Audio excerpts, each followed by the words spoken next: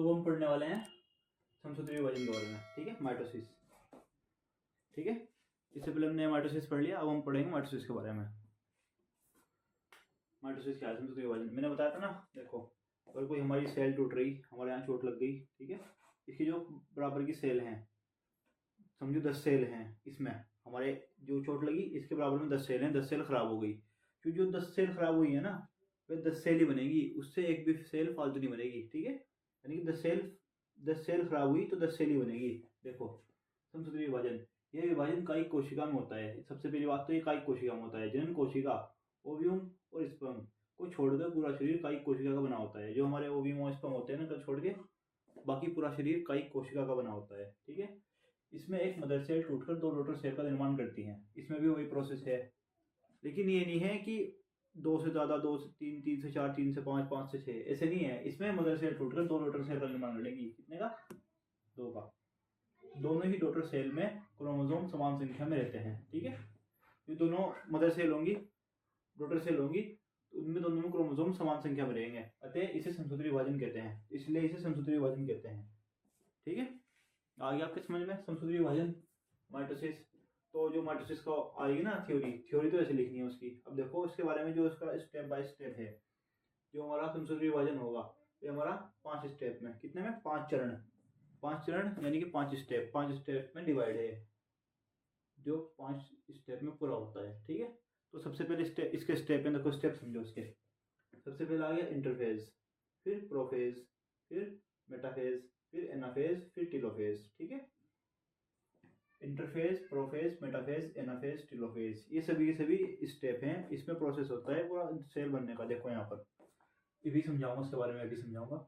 ये इंटरफेज है, ये प्रोफेज है, मेटाफेज है, एनाफेज है, टेलोफेज है। ठीक है, ये हमारी टोटल सेल बन गई 2। अब समझो कैसे कैसे होता है। सबसे पहले हमारा स्टार्ट होगा स्टेप 1, जो है इंटरफेज, सबसे बड़ी अवस्था है।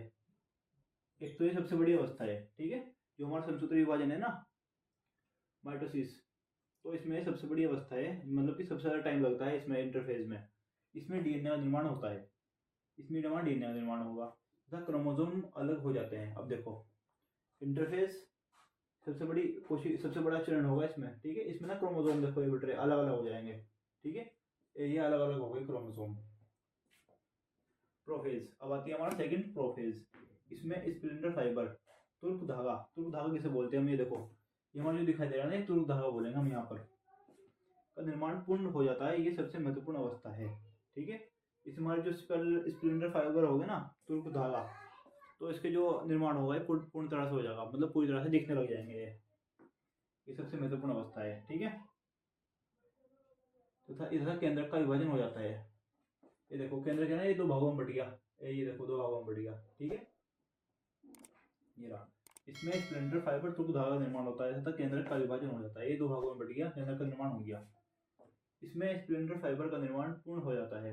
अब देखो जो मेटाफेज है, थर्ड है मेटाफेज। इसमें हमारे स्प्लिंटर फाइबर है ना, ये पूर्ण रूप से बन गए, मतलब कंप्लीट हो गए। ये सबसे महत्वपूर्ण अवस्था है। सबसे महत्वपूर्ण अवस्था इस उससे है कि हम अध्ययन के मामले में, कि जो जितना ये होता है ना पूरा प्रोसेस में, सबसे ज़्यादा अध्ययन इसमें होता है हमारा। ठीक है, मेटाफेज में।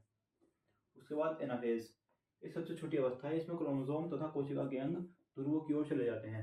अब देखो, सबसे छोटी अवस्था, एक तो मोस्ट इंपोर्टेंट सबसे छोटी अवस्था, इसमें क्रोमोसोम तथा कोशिका के अंग, जो क्रोमोसोम है ये रहे, और कोशिका के अंग ध्रुवों की ओर चले जाते हैं। ध्रुव ये रहा, ठीक है, इस ध्रुव वेस्ट ध्रुव, अंग ध्रुवों की ओर चले जाते हैं। ध्रुवों की ओर आगे ये रहे क्रोमोसोम। ये कौन सी हमारी? एनाफेज।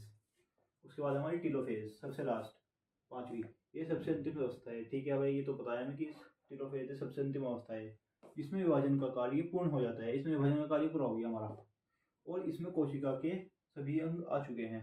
ये देखो, टेलोफेज में विभाजन का कार्य पूरा हो गया, इसमें कोशिका के सारे अंग आ चुके हैं। ये सारे अंग आ गए इसमें कोशिका के। ठीक है, ये डीप स्ट्रक्चर नहीं है। जो आप डीप स्ट्रक्चर देखोगे ना इसकी डीप स्ट्रक्चर गूगल से देख लेना। ठीक है, जिसमें बिल्कुल एकक, अब ये कंप्यूटर तो है नहीं, मैं आपको डीप स्ट्रक्चर बना के दिखा दूंगा। डीप स्ट्रक्चर बनती है कंप्यूटर में। ठीक है, जो हमारे एडिटिंग से बनती है, उसमें पूरा प्रोसेस है। इसमें एक बार गूगल पे देख लेना। थ्योरी है, थ्योरी जो कि है, कार्य पूर्ण हो जाता है, और इसमें कोशिका के सभी अंग आ चुके होते हैं। अब देखो, इसमें ये कोशिका बन गई ना पूरी पूरी, ये हमारी टेलोफेज है, ये 2 भाग में डिवाइड हुई। First daughter cell, second daughter cell, ठीक है। इसके अंदर न्यूक्लियस आ गया, इसके अंदर क्रोमोसोम आ गया, इसके अंदर डीएनए आ गया, और जो ये ऑर्गन्स है ना कोशिका के, ये सारे ऑर्गन्स इसके अंदर आ गए, सभी अंग आ चुके होते हैं, और स्प्लेंडर फाइबर तुर्क धागा गायब हो जाता है। अब देखो जो इसके अंदर तुर्क धागा है स्प्लेंडर फाइबर, इसमें वे भी गायब हो जाएगा, पूरी तरह से सेल बन जाएगी, ठीक है। 2 ये बन गई, स्प्लेंडर फाइबर गायब हो गया। अब देखो इसमें इंपॉर्टेंट क्या है, समसूत्री विभाजन इंसान में होता है, ठीक है। हमारे अंदर कोशिका में होने वाली सभी टूट फूट की भरपाई समसूत्री विभाजन द्वारा होता है। अब देखो हमारी कोई हड्डी टूट गई, ठीक है, यानी कि हड्डी टूट गई कहीं से, या फिर अंगूठा साइज हो गया, या फिर यहाँ से कट गया, तो कोशिका की जो सभी टूट फूट होगी ना, तो ये समसूत्री विभाजन द्वारा होगी, ठीक है।